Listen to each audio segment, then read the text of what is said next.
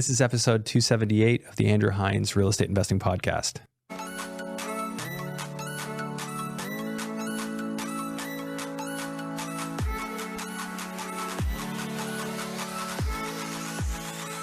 Welcome back to the show. Today I have Michael Emanuele on, and Michael is an entrepreneur who left his job shortly after getting into real estate investing, and now he works in construction management, and he's also investing in the US. So we dove into a number of things in today's episode, including personal development, just tons and tons of gold nuggets because Michael's so well studied. He's read all the books and he's applying them into his life. And it's a great refresher for somebody like me who's read a lot of these books too, but it's been a while. And I love hearing the ideas brought up again.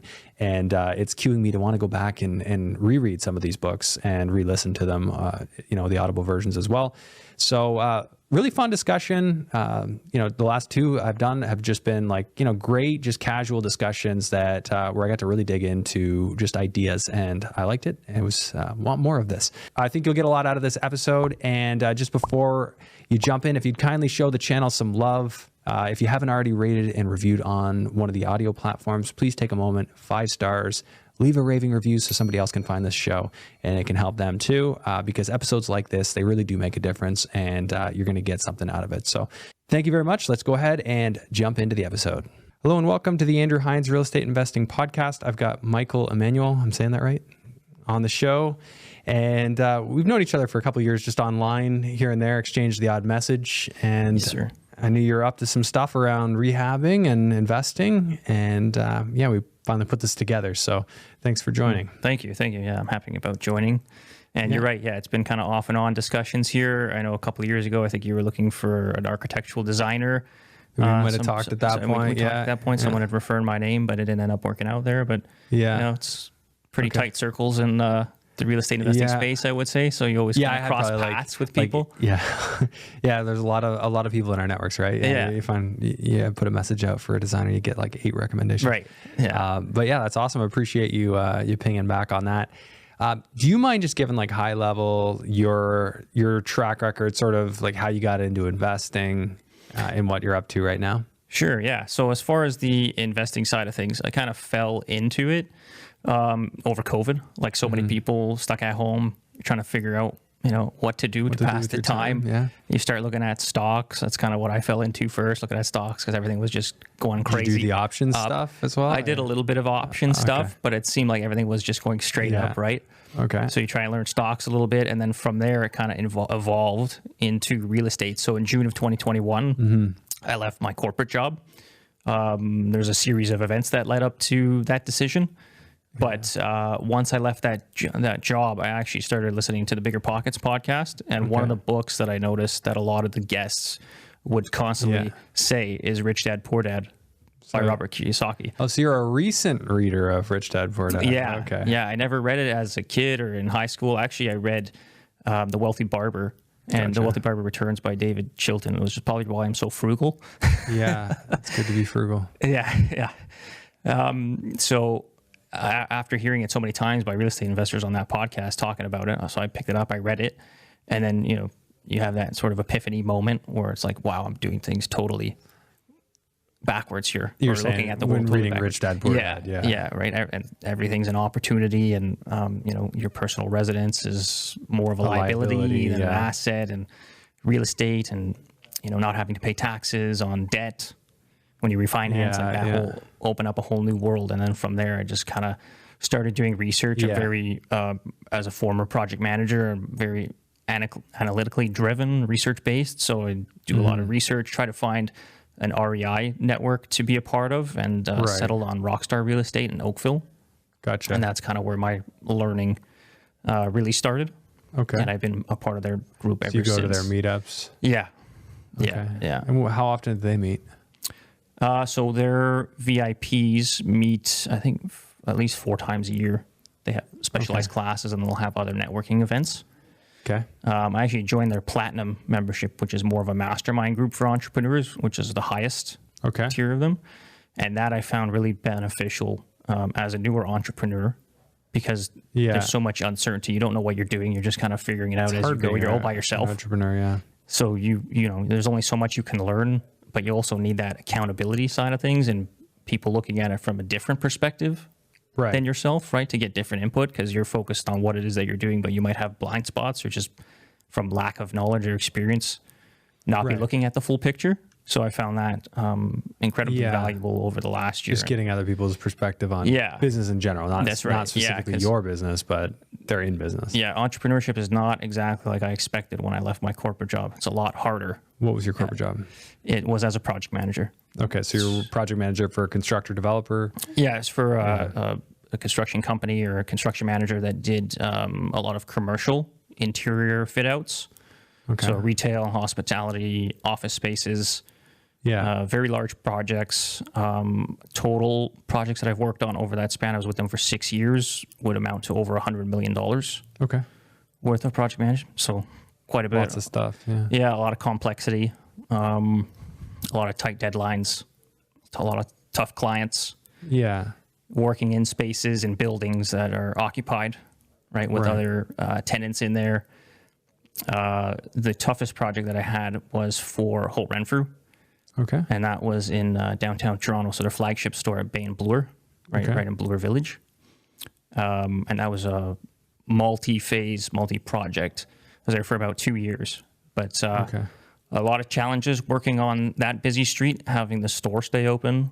We did a whole repositioning project on it where we replaced the entire facade. Okay. With the store still functioning. Like it's part of being a project manager and part of being a real estate investor. You're managing a lot of stakeholders, A lot of stakeholders, which real estate investors can relate to when it comes to different members of the power team and capital, like private lenders and JV partners, stuff like that. But definitely a skill that I acquired over that time was just resourcefulness. You have to be a problem solver. Right. Okay. Right. So I think some of those skills, or a lot of those skills, are definitely able to transfer into the real estate investing world and entrepreneur world. Yeah, 100%. So project management, you're doing a lot of that in the entrepreneurial space. But you mentioned there's challenges. I think the biggest challenge is like you have to decide what to do with your time. No one's scheduling it for you. No one's imposing the deadlines on you. If you don't choose to go out and get the business, you don't have the business. That's right. Yeah, it's me, myself, and I. So it's the biggest That's the hardest part. Like the busy work. Oh, I should be making business cards, and maybe I should help design this advertisement. Like it's just, the number one thing I think for any entrepreneur you could be doing is talking to people, real people, telling them about what you do, how you can help. Yeah. And that was a tough transition for me as an introvert. To be doing that and getting involved and networking. So I've since evolved, constantly evolving as someone that's growth minded, right? You're always trying to improve yourself, but getting that, like taking that first step to put yourself out there and get into these rooms and talk to people. And now I'm on podcasts, and a couple of weeks ago I was a guest speaker for a couple of more experienced real estate investors in Ontario, and like that was a good learning experience for me. So it's something that I'm constantly evolving and trying to improve and be comfortable or being uncomfortable, right? Which is the thing that everyone... the oxymoron. Yeah, that's right. Yeah. Okay. So that's sort of the transitioning into being entrepreneurial. And then you also got into real estate investing, just high level. Like you read those two books. I have actually not read The Wealthy Barber. I've read Rich Dad Poor Dad, but how did those books conflict? Like were the ideas oppositional or complementary? Well, I know that in The Wealthy Barber, what David Chilton's talking about the most is just spending your money, saving your money, number one, investing in the right, or safer, like more risk averse type of asset groups, right? And then whatever you're paying for, they call it joy units in the book. Just really think about it before you actually do I need this or do I want this? And if I want it, do I have... can I do without? Type of thing, right? Whereas, that's funny. I say that to my wife. I'm like, maybe just, think, do I need this? Right. Like and you could look at anything. If you get a new car, for example, like how long before it loses that initial shine on it, where you're kind of like, and that's just, I think, human nature, where you always want the next thing, like phones. 100%. For example. Yeah. I'm still rocking a 2017 iPhone. Are you? What gen is that? The 10? Oh wow, you're way back. Well, there. okay, so the 10 broke, and I took my wife's smashed 10. The next one after the 10 and plus, or 10s or something. Okay, it was like yeah. And I just replaced the shattered screen and I'm rocking that. Hey, it works. It works. Yeah, like they're all the same now. I don't even think it matters. Pretty much. Yeah. Maybe they're slightly The camera's faster better. one I year, don't and the care. camera's slightly better. As long as they still have updates for my phone, I'm good. Yeah, right. Did you hear about the story where they were compromising the battery life in order to get people to upgrade? Oh, but I would believe it. Yeah. 100%. I use the low power mode.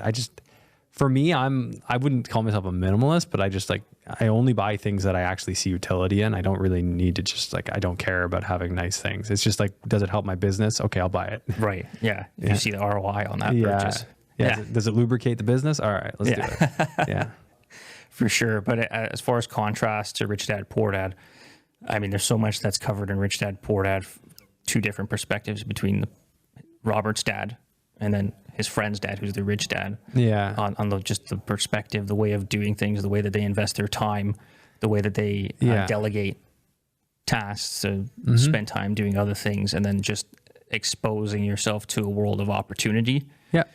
Rather than being focused on your job. Right? It's funny. I had read other books before that one, and I was hooked on real estate before I read Rich Dad Poor Dad. But when I read that book, I had just gotten an apartment in Burlington at $1,500 a month, and I'd been renting. I just been living with my mother-in-law, and before she was my mother-in-law, when I was up here, and I had my London place, I was $700. But I finally transitioned. I had $1,500 a month.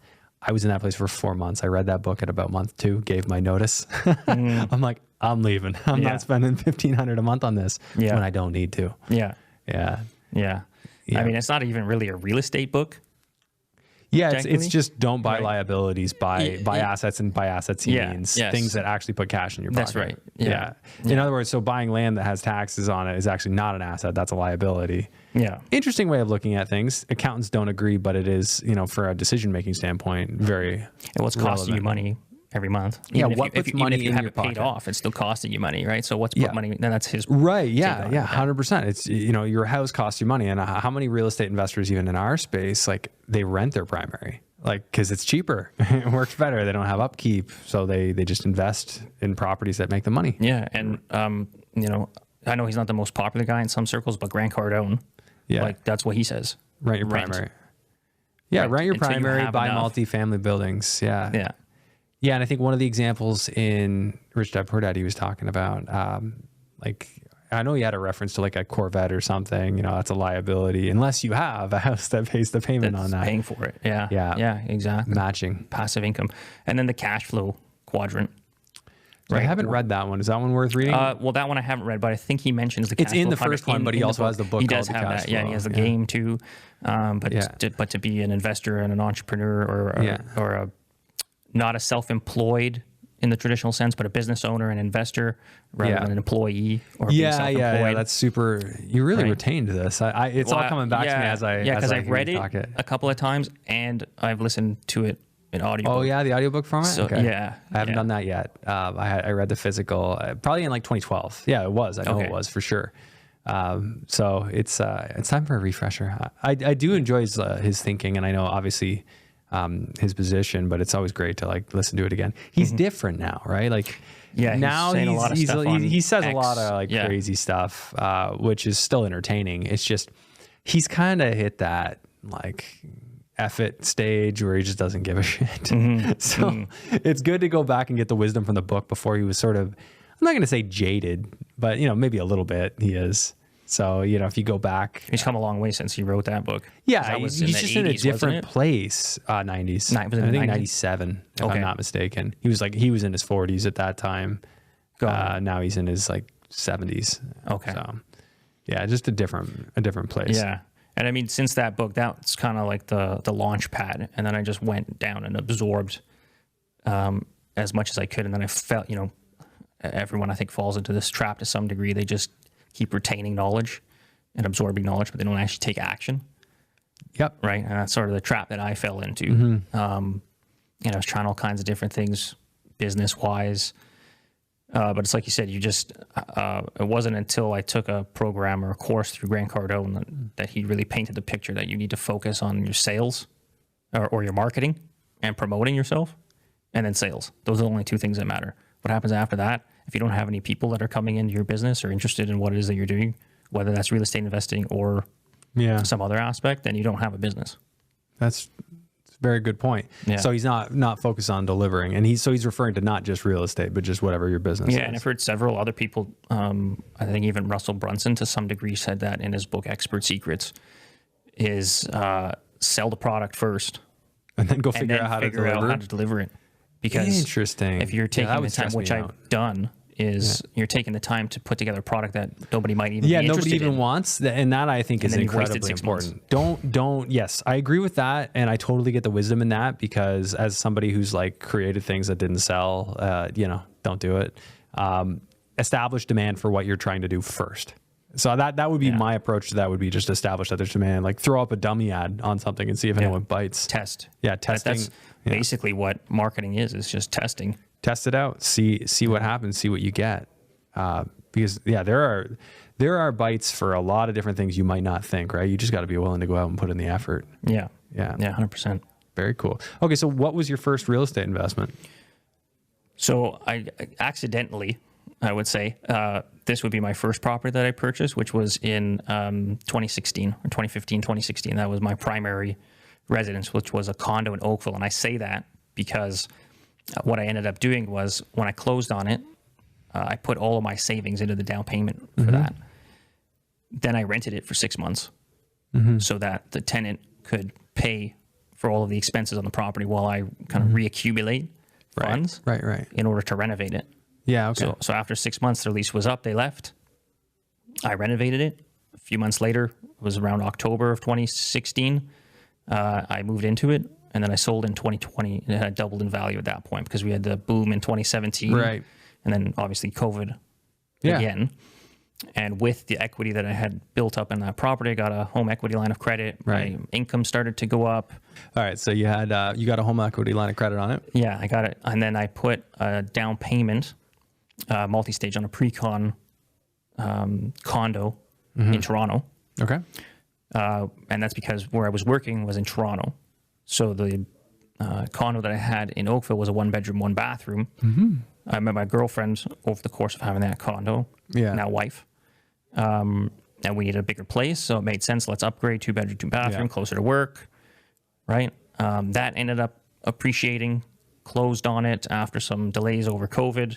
Right. In 2022, sold it, made money on that. You sold it in 2022? Yeah. Good time to sell it. Yeah. Well, did you it was in the later stage of 2022, so I just missed the window because they wouldn't let me assign it. And this is actually a good tip for everyone that's buying pre-con is to read that contract because the builder has the final say. Yeah, and if you're going to assign on the assignment or the builder's lawyers. Yeah. So I got. Well, I mean, is anybody buying pre-construction anymore? I didn't even know. I feel like no. It's just it's hard to make a case for it in Ontario. It's a sad state for that stuff. Yeah. Yeah. So fortunately, I did make money on it still, and rightly so. I mean, I bought it pre-con in 2017. So I known, so you were way ahead of the game. Yeah. Had I known how much single family properties, so townhomes, semi-detached, and single families appreciated over that time, by comparison, they blew that condo way out of the water. But hindsight's 2020. Of course it is. Yeah. At the end of the day. But fortunately, with the property in Oakville having appreciated so much, we ended up selling it and buying a pre-con single family detached in Kitchener. Yeah. And the reason for that was my company at the time opened up a satellite office in Kitchener. Okay. And with the cost of real estate, what it was at that time, even in 2020, real estate was still quite expensive. Yeah. And anything in the GTA for what we would have paid, $800,000 to $900,000 would have got us a townhome maybe. Okay. So we bought that single family for just over $760,000, and now over COVID and to date, it's appreciated $400,000 or $500,000 since then. So just kind of like a series of moves. I stretched a little bit to buy that one, but I had the equity to do so. So that's kind of like how I got to today. And now I partnered up with another investor, my business partner in Kitchener. Yep. And that's kind of how I got more into real estate with JVs and raising capital and things like that today. And that all started like that was early last year that we partnered up, January 2023. So very recently. So before that, it was just, one condo or, one pre-construction adding on. And then was that your home in Kitchener that you bought? Yes. Yeah. Okay. Yeah. So it's kind of evolved more. So now what are you doing? Like talk about the business now. Yeah. So we have a couple of properties that we've been working on in Kitchener because that's where we're based. One with a JV partner. That one, not great timing on. It's a duplex that we converted. We also got the permit to do garden suite in the backyard. All right. But I'm sure like everyone else is finding the appraisals are coming in way low because that's just what properties are going for now. So that really hurt us. So we have more into it than what it's currently worth. Okay. So we're looking at actually selling it because the capital partner wants out because he's bleeding money, even though we're getting top dollar rents. Like the upstairs, it's a 1.5 story, 3-bedroom, 2 full bath, $2,750 plus utilities because everything's separate there. Yeah. And then the basement's $2,200 plus utilities. So even at $4,900 or $4,950 per month, it's and then still plus you have the garden suite. Not yet. Oh, so we don't have the capital to do it. Yeah. Interesting thing to know, though, is that a lot of the municipalities are implementing the 4 units or starting to implement the 4 units. And then now, is that a provincial decision? Because Bill 23 was a decision for 3 units, which some municipalities were slow. Was 23 for 4 units? Oh, I thought it was only 4 I think it was 108. Toronto. That was 3. Oh, really? Okay. Yeah, I believe. Very well could be mistaken then. But it's 4 units as of right. That was Bill 23. So now they're, especially with the incentives coming in from the governments for the new housing starts in the municipalities. There's municipalities like Kitchener, London, Guelph, Mississauga that are kind of pushing that agenda forward. So Mississauga, I know that the mayor had overruled the council to allow it. So I don't know where they're at in the process of updating their zoning bylaws because you have to go through because some of them are not on board with it, even though the province said they had to. I know that was an early thing. Even London wasn't even allowing 3 after that Bill 23 came out. Which I think they're in the same boat where they're in the process if they have not already. Well, they do allow 3 3 now. No, but with 4. Now they're going to do it with 4. Yeah, and they're eliminating the 5-bedroom limit. Around the schools, Not around the schools, as far as I know, but in general, still around the schools, there will be a bedroom limit. Oh, okay. That's my understanding. And that's as of early December is the last time I really looked into it. But Kitchener, I heard they were changing that. Kitchener, in March of this year, they passed the zoning bylaw amendment to allow 4 units on single-family lots. Okay. And for garden suites in particular, this is important because they're going to allow 2 units in garden suites. So you could have 4 inside the main building and then 2. No, you can have 4 in total. 4 in total on But one if you property. have an existing duplex, you can also have an up-down unit in your garden suite. So if it's an existing duplex, you can now put 2 more in a garden suite. Correct. Yeah. So there's a lot of investors that are invested in Kitchener doing duplexes. Rather than building up or building back for an addition, you can build a standalone structure as a garden suite or a laneway house or coach house, whatever. So the garden suites, are they generally, most municipalities will allow them? Yeah. Yeah. Okay. So in London, I should be able to do it. I know in London, they said it couldn't be more than 10% of. There are restrictions on the maximum really size. Some municipalities are based on the primary structure. Yeah. So it's like 10% of your floor space in the primary structure. It'd probably be 40 to 50%, unless London is different. I can't remember. London was always real stingy with it. They might have changed now. Yeah. And then some municipalities is by lot size. Yeah. So I think more of them are adopting the lot size because it's just easier. Yeah. It's more black and white to calculate. Yeah. But that changes the game for investors. That's what my company, Tri-City Builders, does is we specialize in additional dwelling units.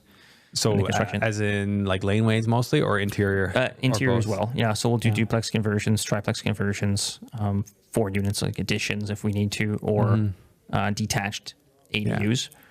But one thing that is hard to justify right now, understandably, with the cost of borrowing, is to spend $200,000, $250,000, $300,000 on a standalone unit and only generate one source of rental income from it. Well, yeah, this is the thing. Like, how do they pencil? Like, give me a scenario that you think pencils. Like, how? It's going to be very close to 1% cash on cash. 1% cash on cash, or 1% like as in 1% rule? No, sorry, the 1% rule. Yeah, 1%. Yeah, 1% cash on cash isn't so great. 100% is good. Yeah. So 1% rule. So give me an example. Look, which city? So Kitchener. That's because. And I've heard good examples working in Kitchener. That's because of that's where we're based. So that's where we're doing. Last year I had 5 garden suite approvals, but only 2 of them proceeded. Yeah. The one that we finished rented at $2,500 per month plus utilities, and the garden suite on its own. The garden suite. And how big was it? 680 square feet, 2 bedroom, 2 bath. And how much did it cost to build that 680 square Roughly $250,000. That's pretty good. Serviced? So you brought the pipe in to the main house, it's all the way out to the street? No, you have to do it on private property, so it doesn't connect to the mains on the street. Did you tap into the main stack in the house? No. You went around to the front yard? Duplex. Did you go around to the front yard and then tapped in there? Correct. Was it a 4-inch or? I believe it was a 4-inch, but it was asbestos wrapped pipe, which was interesting. So you guys had to hold your breath? Well, I guess the plumbers did. No, they had their PPE on. But, yeah, that's pretty common. Yeah. I remember being in one. They're like, "Oh shit, that's an asbestos pipe." They're already like cracking into it. I'm like, "Get me out of here!" Right. Yeah. Okay, so you said 680 square foot. Sorry, it was how much? 200 and about 250,000. 250,000. That was your cost to the client? Yeah. Yeah, so about 367 per square foot, including servicing, or servicing on top. No, that's with it. Yeah. Okay. So, and then did you have to tear up some of the driveway to put that servicing? Yeah. So that would include all the site works too. Would include? Yeah. So repairing the driveway, anything like that needed. Yeah. Okay. So you're in for you said 250, right? Correct. And then you're getting an additional how much in rent? 2,500. So 1% roll plus utilities. 1% roll on that garden suite then. Yeah. That's what you're saying. Okay. So that's fantastic. And then does it affect the main house's rent at all? So they rented it. Fortunately, they weren't existing tenants. When they rented it, they had it in the lease agreement already that there was a garden suite coming. So I don't know if it affected. I don't own it. It's not our property, all you have to really do is just say you're not guaranteed use of the backyard. Yeah. So I don't know what they're currently renting out for. Okay. The combined total would have to be somewhere between $4,000 to $4,500 a month. Okay. For the duplex. So then you're 6,500. But I like to look at them as isolated. I mean, is somebody going to go in though and buy a house? Can you see a case study for somebody saying, picking up a house in Kitchener off the market, like something just listed? Like, what are they going to pay? Are they going to pay $800,000 for a bungalow? Low sevens. Low sevens. Yeah, high sixes, but probably low sevens is what I was seeing. So low seeing. sevens for a bungalow. Then you're going to want to convert the main house so you get at least 2, maybe 3 units in it. Can you get 3 reasonably? You can, in some situations, if the layout is large enough, the blueprint's large enough, you could potentially do 2 units in the basement. Yeah, what do you need for that to work? Like at least a footprint of 1,000 or 1,200? Yeah, somewhere around there, because you want at least a 500 square foot for a 1-bedroom. Yeah, but then you have no space for utilities. So in that case, would you be not a heat pump? Heat pumps in each unit, so there's no central furnace. There's no central water heater. Each unit probably has an inline or something. Yeah, in a closet. Yeah. Okay, so it just keeps it simple. So you have to be creative on that. There's different rules on the building code when you're doing 3 units versus 2 units as well. It falls under a different part. So you need better fireproofing, higher ceiling. 7 foot would be the minimum. 7 foot's minimum in the basement. So not every house is gonna work. It has to be very specific. Very common to not work. Actually, so you're more likely to get 2. So if you buy that house for 2 units, to add that basement unit, if you're just going to get 1, you're going to spend how much do you think on the average project? It depends on the systems. If you're doing all new electrical, HVAC, plumbing, that's going to... If you're just adding if you're just you might leave the existing furnace. Able to do the existing, then you're probably around $100 a square foot. So let's say $100,000. To renovate the existing house. No, well, that would be the basement. Just the basement. So $100,000 just for the basement. Whatever's upstairs. And then if you want to do cosmetic upstairs, so you might spend $120 to just do a little cosmetic reno upstairs. Yeah. Now, if you're talking about replacing all the utilities, the cost can be incrementally larger. I just wanted to do a hypothetical. Yeah. So you're $120 to do that reno, and then you're going to build one in the backyard for $250. So you're $370,000 invested on top of your low sevens. So let's just say $700,000. So you're in for $1.07 million at that point. And remember that number. And then you've got a house that on the main house in Kitchener, you should rent that whole package for what, $4,700, $4,800, maybe $5,000. Somewhere around there. Yeah. $4,700. Plus you got the backyard suite at $2,500. So you're like $7,200. You're about 0.7% instead of 1% rule. So that's still, you should be able to, depending on how you finance it, if you can get 2 houses side by side and put them in a CMHC program with a 40-year AM, you probably do quite well. Yeah, there's one investor that I met a couple of weeks ago at that same event I spoke at, who's looking at tearing down, if it's a lot, if the city of Kitchener can get on board with it, tearing it down, severing the lot, building 2 semis, and they will allow up to 4 units as part of this bylaw amendment. In each semi? In each semi. So basically a lot line semi. So each one's on a different lot line. Yeah. Now I'm waiting to get the feedback from the planning department on that to see exactly. Right. So then you're effectively 8 units in one building. Yeah, and then that would apply. Yeah. That could and you go apply for CMHC. Yeah. That was a thing though. Like I knew people doing this in Edmonton years ago, like 2018. They were doing new builds in communities, and you would, as long as you had 3, even if they weren't side by side, and they would be duplexes. So they'd have a basement suite, and you just combined 3 of those. Now you're over the limit for CMHC. You can get CMHC programs, commercial financing. And then you can get that 40-year AM. You can really juice your cash flow. Yeah, that's huge. But that's what, going back to the 4 units. So for incrementally a bit more cost to put in a second unit in a garden suite, because then you would have to add a basement. That basement would need to be finished. So is that how it has to be done? They can't be side by side in the garden suite? I don't think you're going to have the footprint to be able to do it. Yeah. So what about doing a second level? Garden suites can't be? No, not there. There's a cap on the height, depending on the shape of the roof, of either 3.5 meters or 4.5 meters. Is it that much more expensive to add a basement versus a slab on grade? It is. Mm-hmm. It is more excavation, more material to offload from site. Yeah. More concrete. And a lot more damage, because if you don't have access for the rear, how are you getting that material out? Like, I guess that's always a thing that people need to running consider. Back and forth, you're going to destroy your lawn. And I would just assume that you're going to have to regrade and resod everything as part of that construction, especially if you have to dig for utilities and trench to the back. Your sewer is going to be anywhere from 8 to upwards of 11 feet, somewhere in between there in the front yard. You have to widen to. And your water line is going to be similar, maybe a couple feet above that. So it's somewhere 6 to 8 feet, let's say. And you have a massive trench that's going to have to go into the backyard that's safe for people to work in. So it has to be stepped. Yeah, so it's going to be 4 feet wide at the bottom. Yeah. And then 8 feet, 4 feet up from that. So that way, if it caves in, no one's not going to be collapsed. So that's a process. What if you only have 4 feet against the side of the house to the lot line?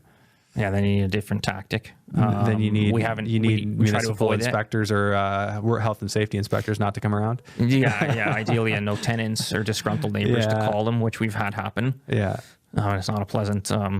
Neighbors can be a real peach when you're doing that stuff. Yeah, they drove 2 inches on my lawn. What are you gonna do about this? Yeah, fortunately, the neighbors that we've worked next to have been very good. So we're. Fingers crossed. I've generally had a great time. We had one that was just like a nightmare. Yeah. But it doesn't happen that often. Actually, I've had a couple that are getting close to nightmare. Yeah, and that's the reason that you want to make sure that you have a qualified contractor working on your project, that they have all of the general liability insurance, their WSIB, all of the proper boxes checked, PPE and things like that. Because if the MOL shows up and they shut down the job site, that's time and money. Lost. Yeah, it costs. You want professionals. It's hard to scale without professionals. So you can start small, but if you want to like do good business and build a business around it, you can't play small. Yeah. So that's very very true. So I guess we've seen sort of a model. I mean, I think it makes more sense if people already own the property. Just densify. Because if you're going to have to spend at least 20% down on something, and then have to spend 120, 150 plus. On renovating it to convert it into a duplex, let's say. So then you're in for $300,000. Yeah. We could build that on an existing property. Yeah. And now if you can do 2 units in it and generate $4,000, $4,500 of additional rental income, that makes it an easier pill to swallow to build that. It's interesting. I was saying back when I started this podcast, I was like, if you can buy land, buy a house with extra land, you never know what they're going to approve later on. And here we are a few years later. Pretty good. They've just approved all this stuff.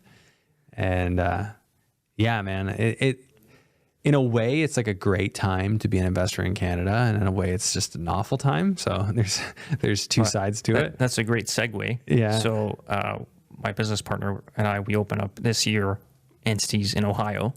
Nice. To start investing there. We got coaching because you want to deal with someone that's experienced already in that environment, has the power team already that they can connect you with to make that transition. Ohio's easier. a great place from a landlord rights standpoint. Yes. And there's a lot of people that are hot on Ohio. It's probably one of the most popular states that I hear people wanting to go to. Yeah. The other thing is that even from Kitchener, it'd be even closer from Hamilton, but it's a 4.5 hour drive.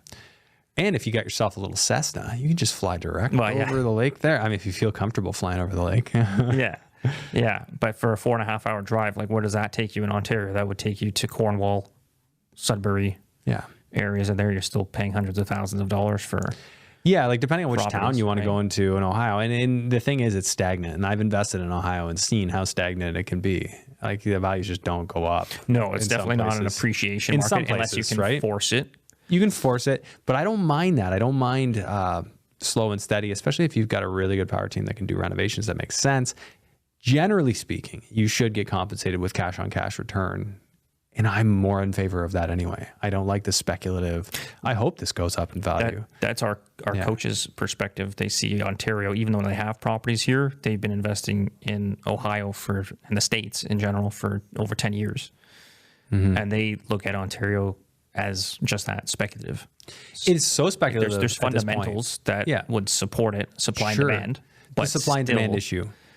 The one scenario I could see where values go down is when immigration, the demand to immigrate to Canada goes down enough that it can't offset the high interest rate effect. That's really the question. Now, there'd be a whole litany of other problems if they couldn't immigrate people because of how little millennials have had kids, and there's not enough. The fertility rate's too low to really support the population. So yes, there is a scenario where Ontario real estate values could go down, or they could be stagnant. I think stagnant for a while is more likely. They could just go back up again because compared to India and the caste system, if you're in a low caste, you're going to want to come to Canada regardless. That's my understanding from speaking with people from India. So Canada's still the land of opportunity for those people. So. Yes, there's fundamentals here as to why Canada could still be great for a long time for investing, but there's also a lot of reasons that it could not be great and a lot of reasons to go. Specifically, landlord tenant board. I've been saying this for a while. I think the long-term outlook is once institutional ownership takes over in Ontario, and it's like all institutions, crony capitalism takes over, and then it'll become a very landlord-friendly province, but not until then. So the pendulum will swing in the other direction. Once you have enough large institutions greasing the palms of crony capitalist politicians, pendulum will swing. That's my prediction. From a political perspective, both here and in the States, it kind of feels that way, that the pendulum is swinging. You think back to landlord rights? Well, just from a left versus right standpoint. And people are fed up with option red right now, and in Canada, and they will go to option blue until they get fed up with that, and then go to option red or hybrid red orange. What's red and orange together? If that makes a tertiary color. Anyways, like brown, maybe. Yeah, that's about right. That's about right. Brown. That sounds right. That should be the new Liberal NDP coalition. Should just be branded brown. Fitting. Maybe with a yellow banner. I like making jokes out of it. So yes, is the pendulum swinging? I think a lot of people are sort of like fed up. There's a lot of like that. And I'm not a fan of this, like the whole despair porn on Instagram and people complaining about how bad it is. I'm not into that. Like, make money where you are, make opportunity where you are. You can do business in Ontario. You can win in Ontario. Don't make excuses. There's no one that, you can let yourself off the hook. But that's you, right? Like you can also choose to just go crush anyway. So that's why I love seeing like people come on, say they're doing deals in Ontario. I love it. As much as people know I'm like focused on the US, I'm still like, hey, you can make money wherever. You can make money within a mile of your house. Part of the reason that we're looking at there is it doesn't require as much capital. I'm talking Ohio. That's huge. Yeah, it doesn't require as much capital. Like you can do things here. Certainly, you can find right deals if you're a wholesaler or you're in touch with the right people to buy properties off market where the numbers pencil in and make sense here. But there's just so much opportunity. There's so much real estate on the market. Which towns are you looking at? Cleveland specifically. Cleveland, yeah. I just had somebody on talking about Cleveland a few weeks ago. Okay. Yeah. And it being really, we're looking at it from a cash flow perspective. What number of units? Like just single fam. Right now, we're looking at single family and duplexes. Single fam, duplex. So give me an example of a single fam. What would you buy it for? What would the rent be? So there's a few different strategies that you can employ if you're looking at single family. Obviously, it's a lot different there in the U.S. I think in general, as far as the values of property can vary drastically from street to street. Yep. Right. Not just city to city. Yeah, it's interesting, like especially in Cleveland. I've heard that. Yeah, because I did a whole bus tour with our coaches in Cleveland, West Cleveland, and East Cleveland, and I heard like, is East Cleveland the one you want to avoid? No, well, East Cleveland is a city as well. Oh, okay. Within the greater Cleveland area. Yeah, okay. That's where you don't want to go because I'm pretty sure I could be mistaken, but it's bankrupt. Oh, really? Okay. The city itself is bankrupt. Sounds like an opportunity. Maybe for the right person. Detroit went bankrupt, right? Like many years ago. Did they? Yeah, it was like 10 years ago. Detroit went bankrupt. So shortly after the Great Recession. Yeah, in that process. Yeah. Yeah. So the property prices will vary depending on which side, east or west of Cleveland, of the greater Cleveland area, let's say.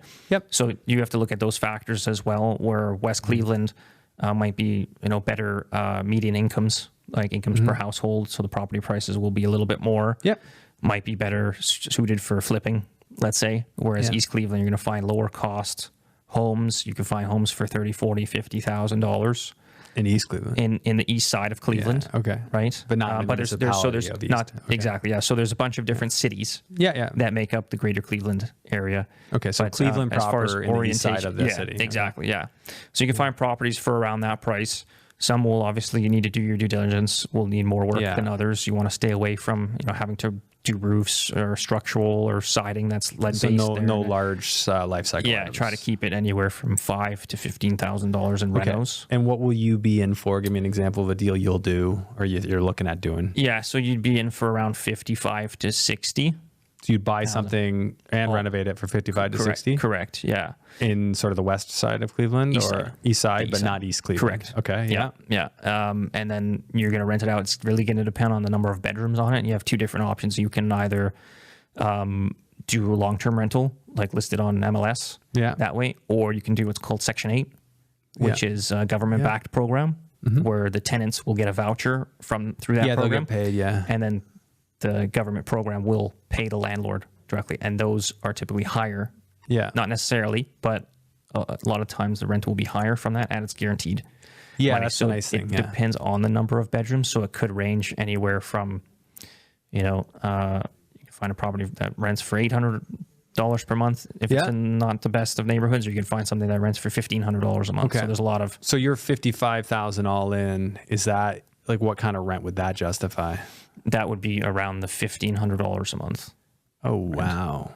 So you're talking like 3% of you're getting a solid. So are you even don't hold me to it because you have to always check. I mean, but just kind of give you a rough idea of what. But that you're saying what's possible. Yeah. So it's deal specific. So are you going to finance that? I guess it's hard to finance something at that price point. So there might be lenders that can do it. As foreigners, it'd probably be a little bit more challenging that way. The information that we have, which don't hold me to it, but you need to have a minimum loan of $75,000. Yeah, I've heard that too. Which doesn't necessarily need to be tied to one property. So you can I think you're better go after a commercial lender, amalgamate a bunch of properties, and then go as a package. And it's the same concept. It's the same concept with the DSCR. Like they're just going to look for a debt coverage ratio. Correct. They're going to secure it across all those properties. Just put it in an LLC or an LP. Check with your accountant, but that would be probably the approach there. And then you just got to be prepared for the kind of shit you're going to see in Cleveland. And make sure you buy in a place where you can tolerate it. Have a good property manager who's ready to tackle it. Who you kind of need somebody who's like a bit of a bulldog as a property manager. Like they've seen it all, and they know what fights to pick, what ones not. And you will find that type down there. It's interesting. So some of the units that we walked through during that tour, even though they were Section 8, which you think would be sort of a lesser tenant demographic, let's say, like the upstairs unit, this was of a duplex, immaculate. Well, Spotless. they don't want to lose their Right. rental unit, right? They're very protective of their rental unit. Like you could eat off the floor of this place. The one downstairs, not so much. They weren't Section 8 downstairs? No, they were. They were both. But just the contrast of types of tenants. So you that never know their manager, especially when backstory, you're right? investing remotely, like you need to. You need to have it. And fortunately, when it's 3% rule, you can afford to pay a property manager. You know, that's exceptional. Yeah. I mean, that even makes the numbers in Ohio seem not that good. Because, I mean, in Ohio, I was into places, I was probably getting more like 4 or 5%. But that was a theoretical and it didn't work out. Okay. And I got, I had situations. I had one that I kept for a few years. I was in for $16,000 and I had it rented for $550. What does that work? What does that work out to be? It's hard. We're not used to doing the numbers that way. They're too low. They're too low. 550 over 16,000. Yeah, but 3.4%.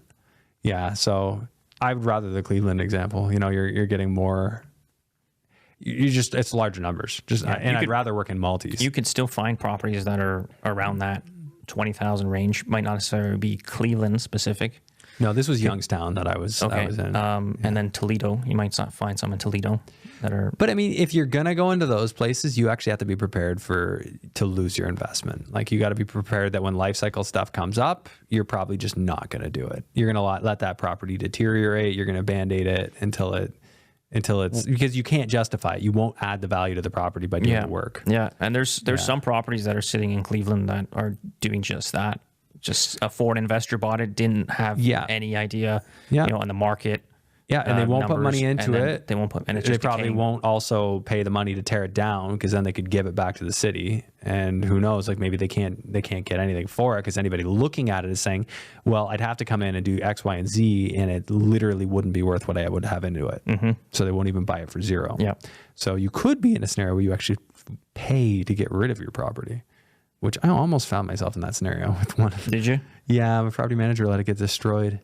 So, and the water got busted at the water meter, flooded the whole house, and the fan blades were sagging off, and it just destroyed the house. And it was just like, what am I going to do? Pay $10,000 to tear it down and give it back to the house, or quit claim it to my property manager who allowed it to get destroyed. So that's what I did. Mm-hmm. So walked away from that one. Brutal.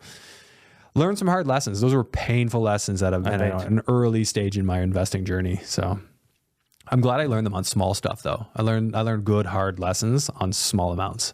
So it was better than better than that being on a big $200,000, right? Would you rather? Yeah, exactly. So would you rather lose on on a property that cost you $55,000? I mean, even after conversions, it would be probably around 75 Canadian, let's say. Yeah.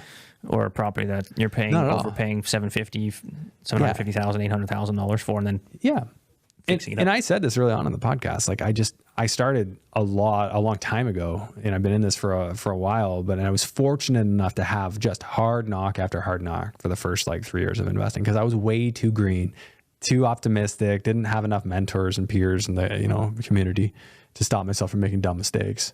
So I made them. And then nowadays, with the networks and the meetups and stuff, there's no excuse. You don't need to make those mistakes anymore. You can learn from other people. And that would be a good tip for everyone is don't try to do it yourself. If you can, if you have the money to pay for a coach, obviously vet the coach. Sure. But that could just compress the success tax, let's say, immensely. Success tax. I like that. So who did you link up with in Ohio? So it's a husband and wife team, JK Real Estate Partners. Okay. So it's Janie and Kyle. Are they, they're Americans? They're from? No, they're from Quebec actually. Oh, so they're Canadians. Okay. But they're very good, and the program that they put together is amazing. So they're helping people get into Section 8 and all that stuff. Yes. Yeah. But as far as the actual courses, go at your own pace type of courses. Yeah.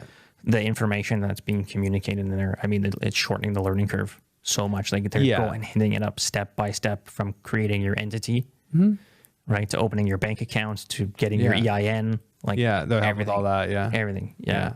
Who'd you use to create your entities? It was a law firm in Texas. A law firm in Texas. Yeah, called Asset Defense Team. Very good. Okay. Yeah. Good to know. Yeah. Shouldn't give away all the secrets. Yeah, I've heard of them. I've heard of them before. There's lots. It's of out there. Yeah, I use like this time around. I use Sunbiz, just in Florida. That's the state website, and then I just got template agreements. But it was just me, so it didn't matter. You're going to want a lawyer to do it if you're joining a partner and stuff. And in the past, I've used Northwest Registered Agent. Like they'll be your registered agent. They'll form your entities and stuff. You just pay an online fee. Yeah. So they coordinated the registered agent for us. Okay. And the registered agent will just to communicate to the audience, will receive all of the legal documents, financial documents, and send them to you, so you have records because you're not going there all the time. Yeah, you need an address for service. Yeah, exactly. Yeah, so they can be that registered agent is the person that can get served for if you get sued.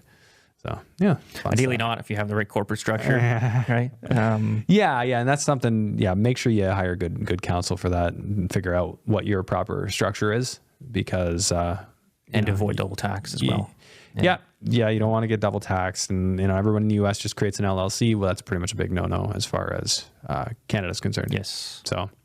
Absolutely. So are you about to pull the trigger on something in Ohio? So we're looking right now. We're in the process of raising capital, but we're ready to go because we have our EINs now. So we just have to go down there to open up our bank account.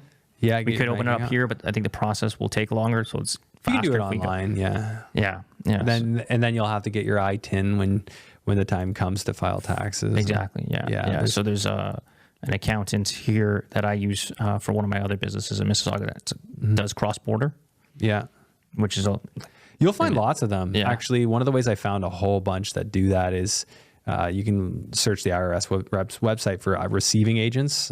Okay. I think it's called a receiving agent or accepting agent, one or the other. And they'll have like a Burlington location, an Oakville, whatever. So you can see all the different cities these people exist. And these are people who are registered with the IRS. So they're Canadian accountants. They're registered with the IRS. Odds are they do both sides. So that's a way you could find some people who do both cross-border accounting. But I had somebody from back when, and they're around. So you're going to want somebody who understands both CPA on both sides of the border, so that they get the interaction and they can advise you accordingly. But this is so common now that there's a lot of good wisdom about it. There's just so much information that you can find. Absolutely. So that's our strategy right now. We're by no means forgetting Canada. Yeah, it's just we want to try this first, and frankly, I want U.S. dollars as well. Yeah, getting some U.S. dollars going is huge. Just start earning in U.S. and cities like Cleveland. People are still going to need a place to live. We're in a day and age where people can work remote. So even a city like Cleveland, it should follow. There should be a different pattern, in my opinion, than there was 10 to 15 years ago, because the way Cleveland behaved in the last recession, work from home was not a thing. Now it is. Like, you can go into a town like that and you can live there, and your job's actually in Columbus, or maybe you're in a different state. The world's changed in that regard. So I think that there's potentially more opportunity in some of these traditionally subdued markets. And who knows? I could be wrong. I'm just shooting from the hip here. In the 50s, it was actually one of the top 5 cities in the United States. Imagine that. Yeah. And why was that? The steel industry? The Rockefellers, I believe it was. Yeah. Were there. Okay. And then they wanted to get some tax breaks. I'm like paraphrasing the whole story here, but the story that I heard is they want to get some tax breaks. They couldn't get it. So they went to New York. And New York. Crazy. Yeah. Crazy. Yeah. I mean, you would think like Cleveland, why should it be much different than say Chicago, right? Like both lake cities. Technically, Cleveland's even closer as a shipping port, because if they're shipping from Chicago, you have to go all the way through all the Great Lakes, all the way down through Lake Erie, and then get over to Lake Ontario and go out St. Lawrence. From Cleveland, you're way closer. So there's reasons that Cleveland should be better than it is. Yeah, it's proximity too. Sorry to cut you off there, but proximity for Canadians, right? But for Canadians to invest there, it makes sense too. So we'll see how the year unfolds, and I like it. Yeah. I like the sounds of it. Should have been probably doing stuff there way long time ago, but that's what my business partner said, because I'm sure Glenn Sutherland. Yeah. He was talking to my business partner about it for years and years. Glenn's investing in the U.S. He's been doing it for a long time. Glenn's been in the U.S. for 10, 15 years. And he didn't listen to him. He was breaking, I want to be where my investments are. But The game forced, your hand has been forced. Yeah, a lot of people have had their hands forced, and they're seeing so many people do it that they're just like, well, it can't be that hard. Like, even in 2021, I was still relatively a trailblazer for that because people still weren't really doing it. Not in large scale, but now it's like become everybody and their dog is, and I think it's a good idea to have money on both sides of the border. You're diversifying. You can still do stuff in Canada. Cool. No problem. But great idea to diversify. That's what it is. But you're not diversifying. I want to caveat that. You're not diversifying for one or two because your accounting and your legal structure fees are going to be, they're intense. Like you're going to pay, $5,000-$10,000 a year for all that. So well, exactly. And that's what we're trying to communicate to Canadian investors here who want to invest in the States. Like if you want to JV, you have to open up the same structure. And now you got to file. Now you got to file in the U.S. So you're adding cost, you're adding time, because that just doesn't happen. The entities do. You can have your entities set up within the next day if you pay the extra fee to speed up the process. But it's getting that EIN from the IRS. That you need that before you can really do anything following. Yeah, I'm sure there's a way. Like there's going to be efficiency structures. And I don't know how they're going to do it, but you could have like an LP down there, then you have a Canadian like entity own it so that they don't have to file on both sides. Because this is the thing, like if you want to like raise funds here or bring in partners on this side and take them down there, like I think it would behoove whoever's raising that money to save those investors from having to file on both sides of the border. Of course, if they're already going to go that way, they'll just deal with it. Yeah. If you're talking, you're going to invest over 5 properties, then it'd be worthwhile. Yeah, that's kind of what you got to. You're either running an active business or you've got a 5+ property plan or a multifamily plan. Stuff like that. Then it can start to make sense. Yeah. My estimation, not advice. Okay, so you had some stuff you specifically wanted to just touch on.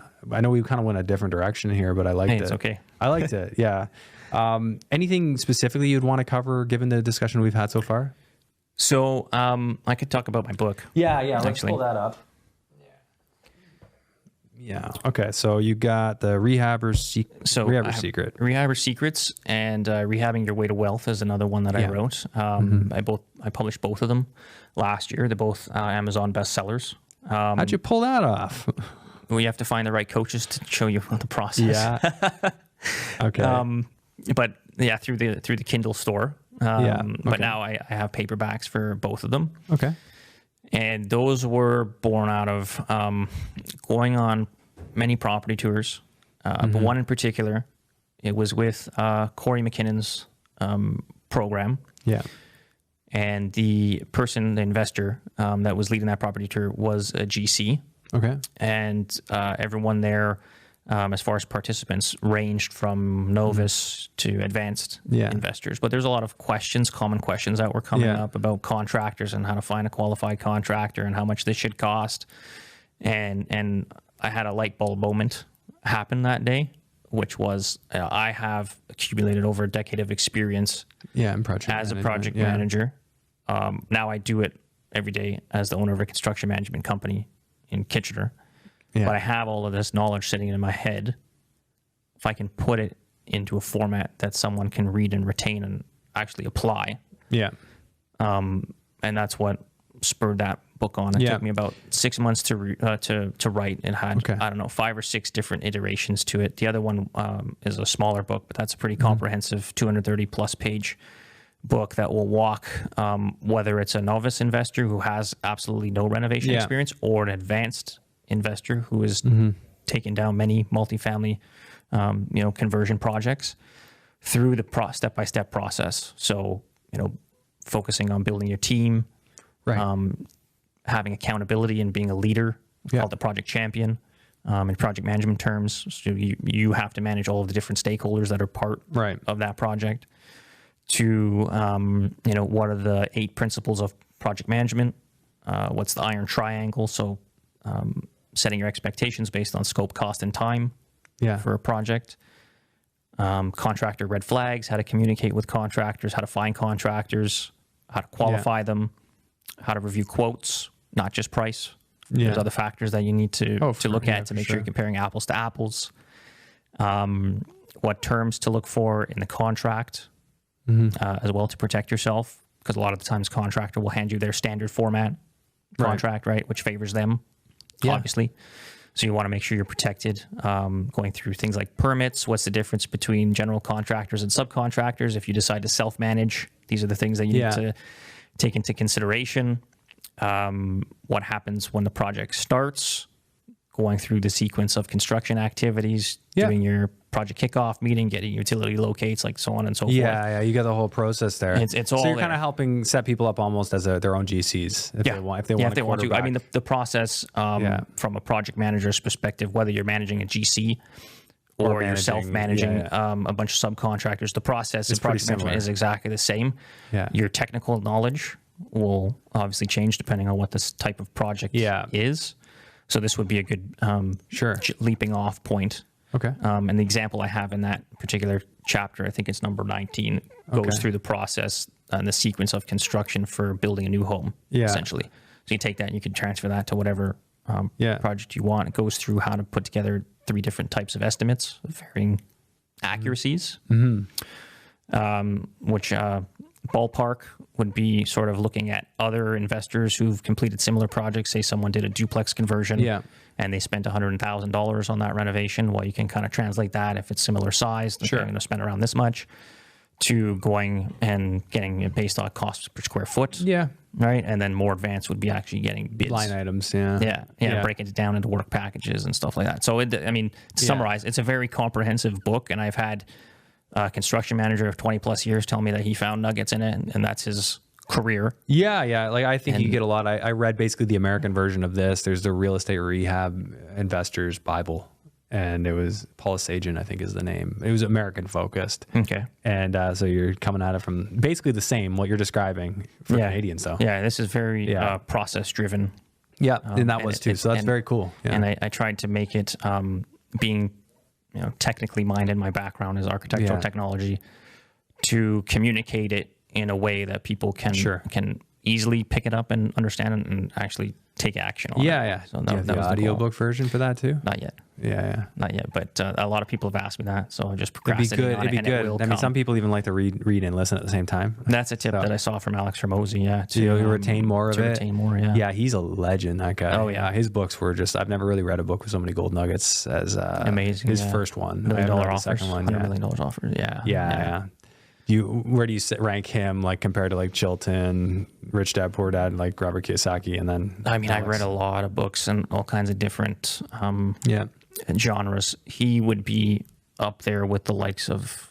I would even probably put him past like a Russell Brunson. And Russell Brunson is the man when it comes to marketing. Funnels guy, right? Yeah. And his books are really good for marketing and sales. He'd be good to read. The way that Alex communicates is very simple. Oh yeah, and it's so practical, easy to follow, right? And if you're not listening to his podcast, I definitely recommend, because the nuggets that he has at his podcasts or on his YouTube channel are like, I've taken the thing I find with somebody like that is it's like tough to know where to start with his content. Like the books are easy because it's like, oh, here's 2 well-packaged books. The podcast, it's like, which episode do I start with? Especially these guys that release an episode a day. I'm like, I'm confused. Where do I start? That's true. Yeah, you kind of have to look at what the subject is and just dive in. If you go to like the very start, that's when he was doing. It might have even been before he started Gym Launch. Yeah. So he's talking to gym owners. Yeah. Right, and then it transitions. From there. But I don't know where the best. He's a interesting one with anything. Never would have seen something like that. Somebody just give away everything, and he's sort of changed the industry now, because a lot of people are moving towards this model of just give everything away, and then eventually these people will want to partner with you or they'll do business with you in some way. And I see that in the marketplace. I see people implementing that strategy. A friend of mine's doing that right now. Is he? Because I told him, I'm like, you should read this book. You read the book, and then he started doing it. Yeah. I'm like, this is your path, man, because what are you going to sell a couple of courses, make a few bucks, or do you want somebody to come in and do a deal with you and make $1 million on? He's like, I'll take the $1 million. Right. Yeah. So you have to that big picture type of thinking. Yeah. And I didn't write the book to become a millionaire I wrote it to be able to pass on the knowledge that I have. And it builds trust and credibility to have, it's a great business card. Too. Yeah. Great business card. Yeah. Now, if you ask me if I could do it again, if I tried, probably not. Well, it was one of the hardest. 2 like this, right? Yeah. Yeah. Well, the other one's shorter. It's about 90 pages. Oh, okay. Was that your first one? Yeah. And then this is the second one. Yeah. So that one is more of a problem-based book. Yeah. So top 10 mistakes that real estate investors will make on property rehabs and how to avoid them. Yeah. And this is just kind of, if you want to do it my way, yeah, right, which is the traditional project management sure process. It's backed by not only experience, but actual formal training sure in it.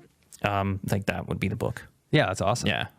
All right. So I got a couple questions for you here. Sure. All right. So what are the biggest 3 pieces of advice that you would give yourself if you were just starting out in the journey of, well, I guess contracting? It's like going into business for myself. Yeah. Focus on marketing and sales above everything else.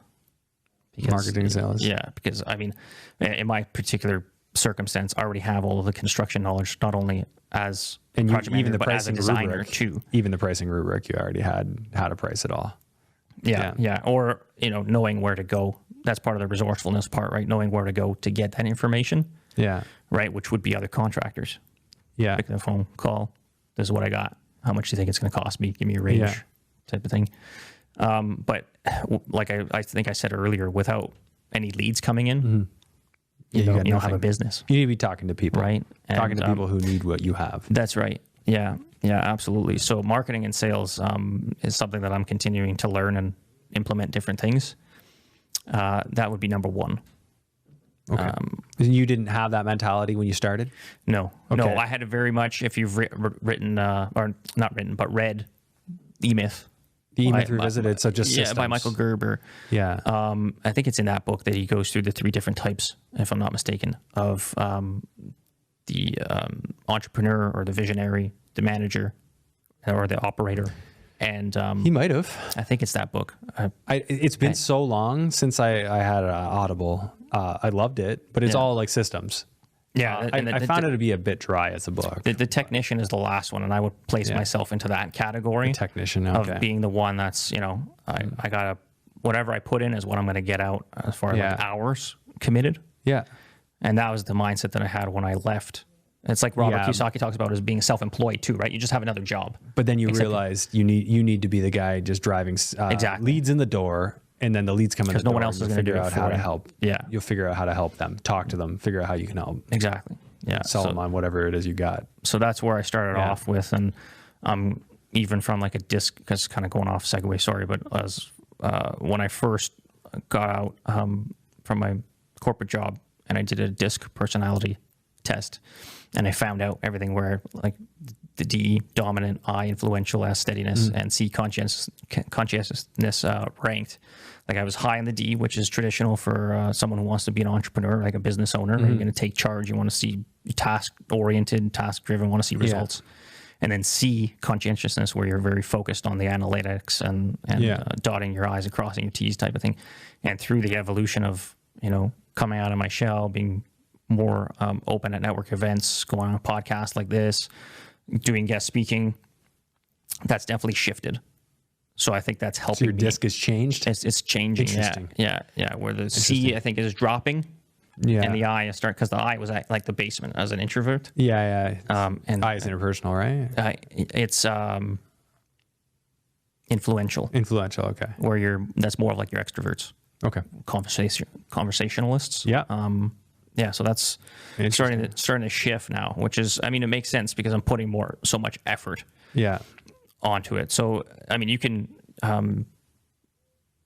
constantly just be evolving yourself, growing into a new person. You're not set in the ways that you are, which is something that I'm slowly figuring out too, because there's where I want to be and there's where I was, and I'm somewhere in between there. So there's constant. I love it, man. Transition. Yeah. The personal growth thing is so huge. And I've most books people could wrap off. I've either read them or listened to them, but there's always the exceptions.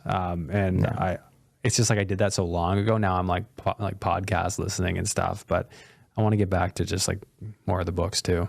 Cause you pick up so much gold nuggets. When I finally read Alex Hormozi's book, it was like, holy crap. Even when you reread it. Yeah. Oh, I went through it twice right away. I went through it on Audible. I'm like immediately went through it all again. Or something else that you read and then you go back and read it. Yeah. Or something else that you listen to and you go back and read or listen to something. Because you make new connections. Exactly. As more time passes, like me to go back and like read Rich Dad Poor Dad, I'd pick new things up out of it that I did in the first. Absolutely. Because you're coming in with a different perspective. Way different at this point. Yeah. So it just refreshes the mind and, helps you figure new stuff out. So, okay. So what's the wackiest, most bizarre, most outrageous story that's happened to you in your investment or business journey, either which one? That's a good one. Well, there's been a few things. I've gone through a lot of rental units. I was working with another investor when I first left my corporate job as a PM, just to get my feet wet and get some exposure. There was one particular tenant who was very difficult. This was a property in Cornwall. Yeah. Interesting guy. He had a newspaper route, but he never delivered the newspapers. So the front of the property was just littered with all of those undelivered newspapers. Oh, really? Yeah, I don't know if that's exactly funny, but that's the one that popped into my mind. Okay. Just the things that tenants do. That was one of your investment properties? No, this was the other investor that I was working for. Oh, okay. But just the things that you're exposed to as, going through rental properties, it never ceases to amaze me what kind of conditions that people will live in, what they'll value. Yeah. I wouldn't say it's the funniest thing, but it's interesting. It's wild. Yeah.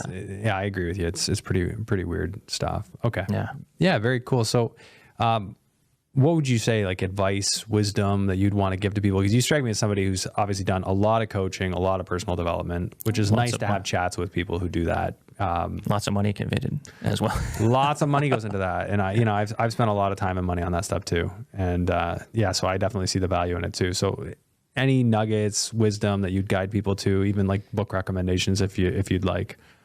Well, the advice, I was asked this last week, the advice that I would give, say, my 18-year-old self would be the same thing that I think I've said a few times now in the podcast, is focus on marketing and your communication, because everything as an entrepreneur and a business owner and as an investor stems from those two things. You need to be able to promote yourself and promote your personal brand. And with social media, like, it's so accessible and it's free to people to do that. And just to get over your fear of what other people think. Yeah. Because when I was working in my corporate job, there was probably 6 years of not posting anything on social media. Not because I didn't want to, just I was too busy working. Yeah. Right. And I didn't think of it. I can relate to that. Yeah. Right. And then, especially as an introvert too, which I'm sure a lot of people listening will fall in and have introverted tendencies, who are fearful about putting themselves out there. The lesson that I got, or the quote that I heard from Russell Brunson, is that in the beginning you're going to suck, and it's only through, paraphrasing, but it's only through doing it that you're going to suck less, and eventually you'll be actually good at it. And further to that, in the beginning, no one is going to watch what you're doing. They'll see it. Like my first post, it was a little bit vulnerable, and I got 30-something likes on it. A lot of family members and people commenting on it. But then I started doing a 30-day going live on social media challenge. And I noticed it happening. So the first few days I was doing it, I'd have, 10 people watching. Yeah. And after that, it wasn't interesting anymore. So people fell off. And I had maybe one person occasionally jump on it. Right. But just doing that challenge for myself allowed me to be more comfortable in front of the camera and things like that. So you just have to be able to put yourself in uncomfortable positions to gain those new skills, and not have to not compare with anybody, not worry about what other people think, and just do it. Yeah, it makes sense. Yeah. All right. Well, I appreciate you sharing all that. And this was a jam-packed episode. So there's a lot. It's a lot covered. Yeah. Yeah. Sure. Okay. So where do people find you? So they can follow me on Instagram. Okay. Michael Emanuele Official. And if they want to get a copy of Rehabbing Your Way to Wealth, which is the other book, they can go to ADUs.ca/wealth. Okay. You probably put them in the show notes. Sure, we can put that as well. Link. And then they can go there and they can enter their information and download that book and check that out. Get the digital version. Yeah. All right. Very cool. Okay. Well, Michael, thanks for doing this. We'll have to have you back. I mean, we could do like a little focus session on, a number of different things you've talked about today. Absolutely. So, awesome. There's probably lots we could talk about. So I appreciate you doing this, and look forward to chatting further. Great. Thanks a lot, Andrew. Thank you.